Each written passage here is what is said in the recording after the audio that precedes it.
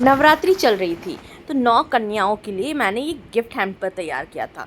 9 कन्याओं के साथ 2 भोले बाबा भी थे, तो टोटल 12। तो 12 हमने ये गिफ्ट हैम्पर्स तैयार किया। फिर भी मेरी बहन को थोड़ा कुछ कम ही लग रहा था, तो मेरी बहन, मैं और मायरा मिलकर ये ब्रेसलेट तैयार कर रहे थे, बट इतने बीड्स नहीं थे कि 12 बन पाए। उसके बाद नेक्स्ट डे हम फिर शॉपिंग चले गए।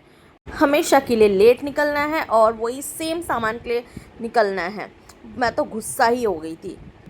जब तक घर में कलेश ना हो आप शॉपिंग के लिए निकल नहीं सकते। आज हमारे साथ भी कुछ ऐसे ही हो रहा है। और कुछ छोटी मोटी कलेशों के बाद हम सब फाइनली पहुंच गए मार्केट और कुछ बच्चों के लिए गिफ्ट्स और लेना चालू कर दिए।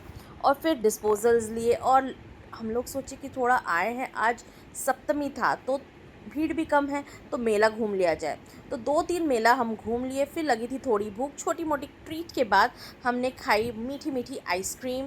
और शॉपिंग रानी तो उपवास कर रही थी तो मैडम ने नहीं खाया। उसके बाद लास्ट में और एक पंडाल बचा था। हमने सोचा कि 11 बजे तक अभी ही पूजा का टाइम रहता है कि हम लोग लेट नाइट घूम सकते हैं, तो बस घूमा। और घर के पास फिर एक पंडाल था, सोचे कि वो भी देख आते हैं, क्योंकि शॉपिंग रानी ने 108 का कमल का माला लिया था माता रानी के लिए, तो सोचे थे कि दे देंगे घर के पास के पंडाल में। तो यहाँ जब हम पहुँचे तो ऑलमोस्ट 11 बज रहे थे, तो ऑब्वियसली कोई नहीं था। और इतने रात को भगवान जी को क्या चढ़ा है। फिर आने के बाद मैंने फिर से फाइनल हैम्पर को डेकोरेट किया और कुछ कुछ हम लोग जो सामान लाए थे ऐड ऑन किए।